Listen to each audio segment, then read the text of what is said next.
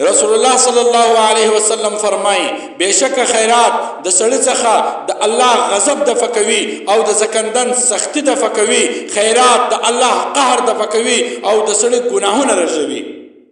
قال رسول الله صلى الله عليه وسلم إن الصدقة لتدفئ غضب الرب وتدفع ميتة السوء. بشک خیرات دا هغه د رب غضب ټنډه کوي، د رب قهر ټنډه کوي. وتدفع ميتة السوء او د بد مرګ څخه خلاصوي، یعنی زکندن به اسانه وي، د مرګ سختی بنوي ورته. په بل حدیث کې رسول الله صلی الله علیه وسلم فرمایي تصدقوا ولو بتمرة فإنها تصد من الجائع وتدفئ خطيئة كما يدفئ الماء النار. علیه الصلاة والسلام فرمایي خیراتونه کوي اگر که یوه خرما وي، ځکه د وږي به خېټه مړه سي او د ده به ګناه داسې ختم کړي الله جل جلاله لکه په اور چې اوبه توی کې، لکه په اور چې اوبه توی کې اور څنګه ختم سي مړ سي، دغسې به په خیرات د یو سړي ګناهونه ختم سي. علیه الصلاة والسلام فرمایي كل امرئ في الذل صدقة حتى يقضي بين الناس.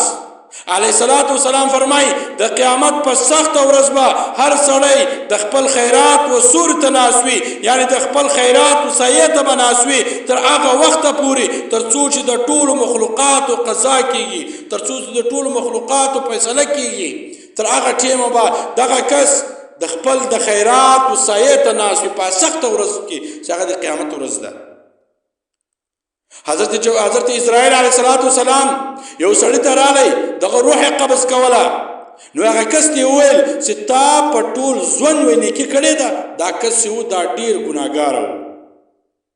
دې کس ورته وویل چې زما نه پید کېږي ما دې وی نیکي کړې وي. بیا ملک الموت ورته وویل ته راته ووایه یو داسې ګناه یو داسې نیکي تا کړې وي ستا په یاد وي. دې کس ورته وویل ما نه ده پوهېږي چې ما دې داسې نیکي کړې وي.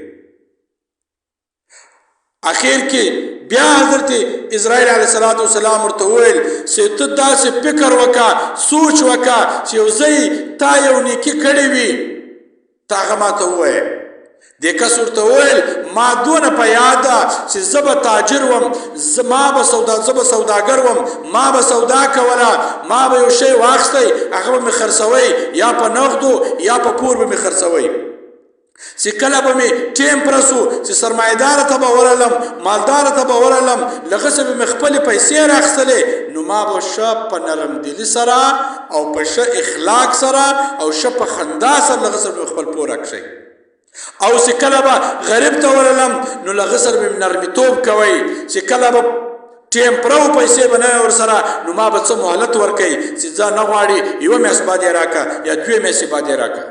یا به یو داسې غریب و چې ورغلم به هغه به شی نه درلودی، ما به ورته وویل چې نیمې پیسې راکړه نیمې مې در بخښلې دي. یا به داسې غریب و چې ورغلم هغه سره به پیسې نه وې، ما به ورته وویل ما دا ټولې پیسې در بخښلې دي.